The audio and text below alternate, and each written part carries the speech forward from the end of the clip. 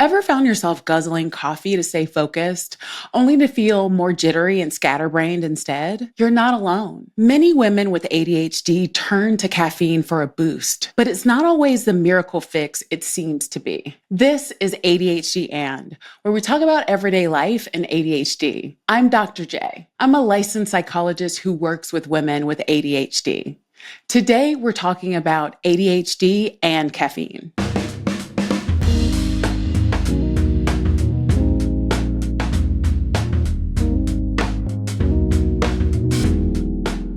Caffeine is a stimulant, and it works by blocking adenosine, a chemical that makes you feel sleepy. When adenosine is blocked, you feel more awake and alert. In fact, caffeine is one of the most commonly consumed psychoactive substances in the world. It boosts energy levels and increases focus for most people, including those with ADHD, which is why it's often seen as a productivity enhancer. Since ADHD is often treated with stimulant medications like Adderall and Ritalin, you might think caffeine would help women with ADHD in the same way. In some cases, that's true. Caffeine can help to improve concentration, focus, and alertness in women with ADHD. For those that aren't on medication or prefer a more natural alternative, a cup of coffee or tea might take the edge off of some of their symptoms. However, the effects of caffeine can be unpredictable for women with ADHD, and here are a few reasons why. The first thing I want to mention is tolerance. So women with ADHD might develop a tolerance to caffeine over time.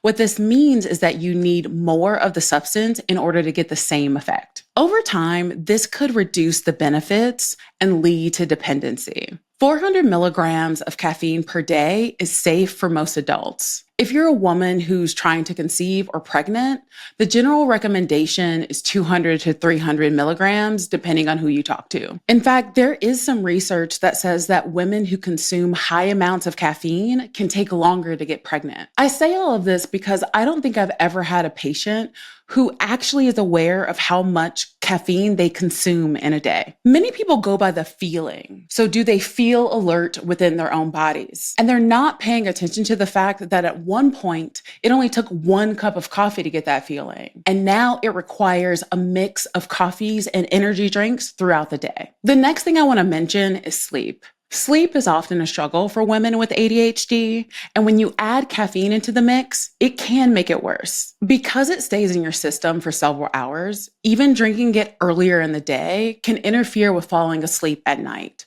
leading to poor sleep cycles and increased ADHD symptoms. This is the definition of what my elders would call robbing Peter to pay Paul. So for example, you may drink caffeine because it makes you feel more alert, but at night, you can't go to bed, so you only get a few hours of sleep, meaning that you wake up the next day feeling really tired, and then you drink more caffeine in order to feel alert again. The next thing I want to mention is overstimulation. ADHD already may cause hyperactivity in women. Adding caffeine to the mix might worsen restlessness, making it harder to focus. For some, caffeine increases jitteriness and anxiety, which is the opposite of what they want. You may even know someone with ADHD who swears by it, but it doesn't mean that you're going to respond the same way. There is limited research in this area, and much of what I'm saying is anecdotal, but what remains is that ADHD and caffeine is a very mixed bag. Consuming too much caffeine can have various effects, and these effects can differ based on age,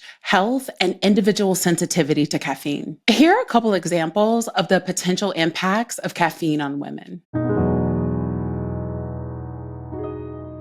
Remember what I mentioned earlier about caffeine and trying to conceive? Well, there's numerous studies that indicate that high caffeine intake can increase the risk of miscarriage, preterm birth, and also low birth weight. The American College of Obstetricians and Gynecologists recommend that women who are pregnant or trying limit their consumption of caffeine to about 200 milligrams per day, or roughly 1 12-ounce coffee, in order to reduce these risks. It can also impact your mental health. It can lead to increased anxiety, jitteriness, or even panic attacks in some women. Caffeine can also interfere with sleep, which is especially concerning for women because they're more likely to experience insomnia than men. Excessive caffeine consumption may also lead to more irritability or difficulty with your moods. And this is exacerbated during times when you have additional stressors or potentially when you're going through hormonal changes like PMS or menopause. Now let's summarize the potential side effects or outcomes from consuming caffeine. When consuming caffeine, you might experience jitteriness, restlessness or feeling on edge, elevated anxiety or feelings of nervousness, physical symptoms like racing heart or sweating, changes in your mood, or trouble falling or staying asleep. On the flip side, it might improve your focus, concentration, and alertness. So as with most things in life, it's important to be informed and use responsibly. So let's talk about what that looks like. Here are some tips for safely using caffeine if you're a woman with ADHD.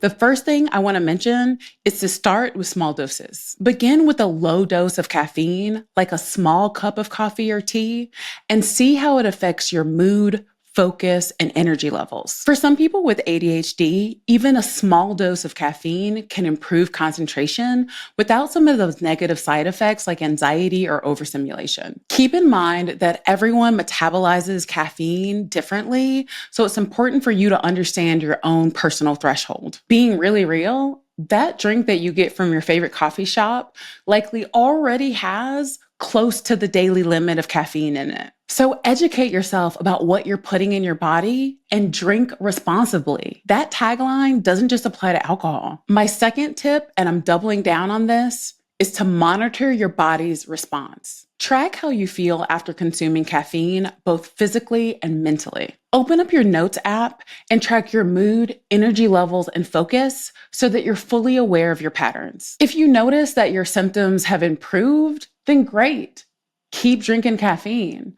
But if you notice that you're anxious, jittery, or your sleep is impaired, you may want to pull back on your caffeine consumption. The third thing that I want to mention is avoiding using caffeine with your stimulant medications. Stimulant medications are commonly prescribed for ADHD, and since caffeine is also a stimulant, it can lead to overstimulation. If you're on ADHD medication, then it's essential that you talk to your doctor before consuming caffeine regularly. They can help you determine if it's safe to use caffeine alongside your medication or give you feedback on how to space out your consumption throughout the day so that it won't lead to overstimulation. My fourth suggestion is to limit caffeine in the afternoon and evening. Caffeine has a half-life of about 5 to 6 hours, meaning that it stays in your system for a very long time after consumption and can disrupt your ability to fall asleep.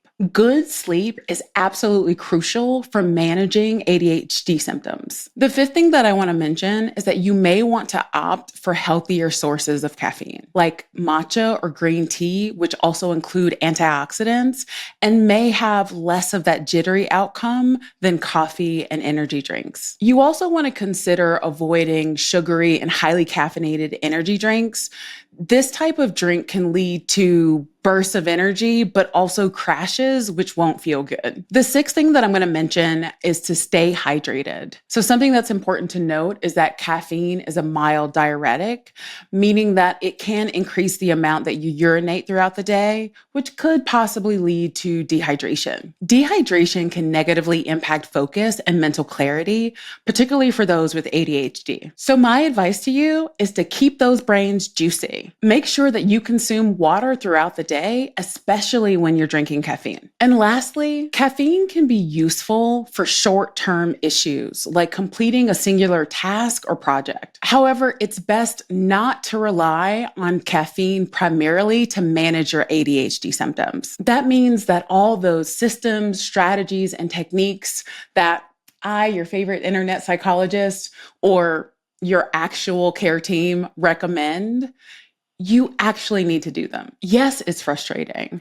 And yes, you might fail 100 times. But for each of those 100 fails, you may get one potentially lifelong change. At no point is it okay for you to give up on yourself simply because ADHD can be a struggle. There's nothing you've done, including learning how to walk, that you haven't failed at before you were successful. Your brain will learn from every attempt, whether it's a failure or success, as long as you try. Because trying gives your brain the opportunity to do what it does, which is learn, adapt, and grow. When you have ADHD, you're thinking, but my brain doesn't do what I want it to do. But that's because you haven't developed enough of a relationship with your ADHD. There are strengths that can be unlocked within it. And yes, limitations, but those can be worked with to the point where it doesn't get in the way of you living the life that you want. It's important to remember that seeking support and finding strategies that work for you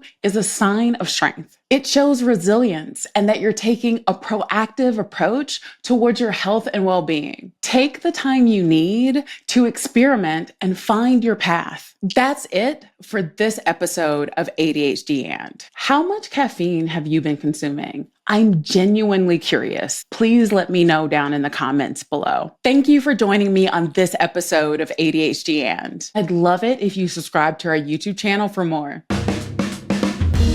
This show is brought to you by Understood.org, a nonprofit organization dedicated to empowering people with learning and thinking differences, like ADHD and dyslexia. Learn more at Understood.org.